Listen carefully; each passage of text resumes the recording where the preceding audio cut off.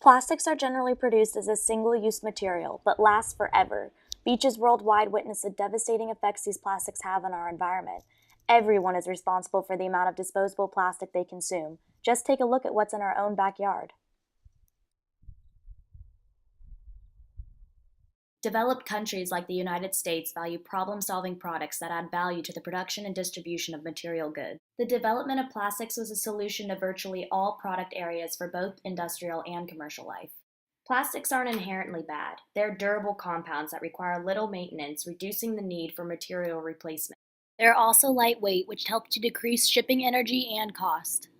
The plastic industry also aids economic growth by providing 1.4 million jobs nationally. But what aren't they telling us? When these durable compounds are produced for a one-time disposable use, they become more destructive than beneficial to our existence. Plastic bags, along with food containers and water bottles, are the largest component of marine debris. The degrade phase is the least recognized and most problematic aspect of plastic's impact on Earth's ecosystems. Unfortunately, when you throw away plastic, it never actually goes away. Less than 10% of all plastic can be recycled. The remainder of plastic sits in landfills or is blown downstream into our oceans, where it takes hundreds of years to photodegrade.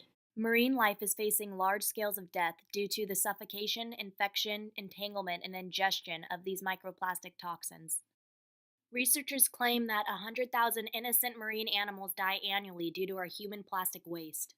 I sat down with microplastic expert Jennifer Brandon at the Scripps Institution of Oceanography to get a better idea of how severe this marine debris problem is. There's about 5 trillion pieces of plastic already in the ocean, and that number is constantly going up because we're still consuming and producing plastic. How do microplastics affect our marine ecosystems? So microplastics are the vast majority of plastic. We did a study here at Scripps that looked at 32,000 pieces of plastic approximately and found that 90% of them were smaller than a square centimeter.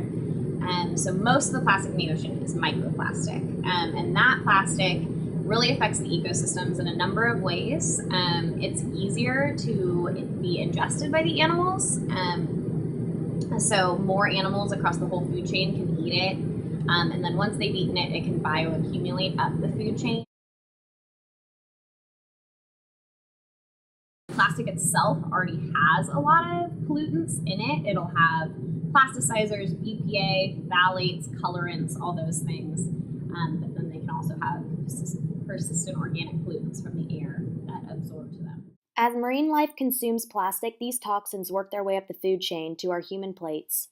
Therefore, it is urgent for consumers to be mindful of what we consume. On a global scale, we roughly throw away 25 million plastic bottles every hour and use 1 million new plastic bags every minute. We can make a huge difference by simply buying reusable grocery bags and water bottles. The economic factors encourage conglomerates to hide the devastating effects of plastic on our environment. We need to increase public education and awareness on the harmful consequences of using disposable plastic.